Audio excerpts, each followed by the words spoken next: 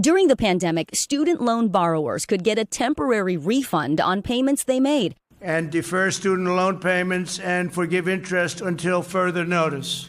Money to help during the COVID crisis that they would ultimately need to pay back. I was able to get a refund for $10,000. You could get a refund on those payments. Few applied for that refund until President Biden said he planned to forgive up to $20,000 in federal student loan debt. We did it, Joe. Let's just say I've been forgiven. Borrower Will Adams, a director for NBC Bay Area in California, had paid off his son's $15,000 loan during the pandemic. So when he heard about the forgiveness plan, he applied for the refund, thinking it was debt cancellation. I was hesitant a little bit when we got the money, like, is this fake? Is this a scam? But the check was real, and he says he spent the $15,000 on travel and home expenses.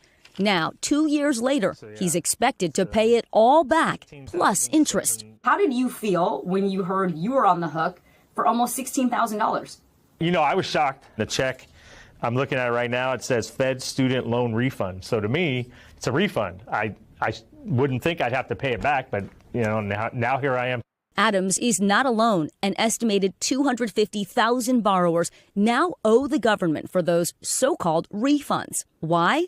The Supreme Court rejected Biden's debt forgiveness plan, so anyone who received a refund is now being asked to return that money, which confused many borrowers like Adams. The communication from the government was very spotty during that period of time. Scott Buchanan is the executive director of the Student Loan Servicing Alliance. That's why we strongly advise borrowers to be very thoughtful before they requested a refund and continue to wait until actual loan forgiveness occurred. These borrowers are stuck in an incredibly unfair situation. Persis Yu of the Student Borrower Protection Center is helping families navigate the confusion. What is your advice to people who are in this situation? The only path forward is to try to figure out how to make their day-to-day finances work. The Department of Education declined to be interviewed. They say borrowers should contact their servicers before the end of the year to avoid going into default. Ask about different income-driven repayment plans that can lower your interest and monthly payment.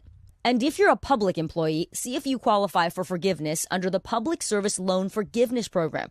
That $78 billion is currently approved to help more than 1 million people wipe out their federal student loans. For Will, who now has to pay $700 in interest on top of the loan he already paid back, this repayment will be a family affair. Everybody's going to have to pitch in to help pay it off again.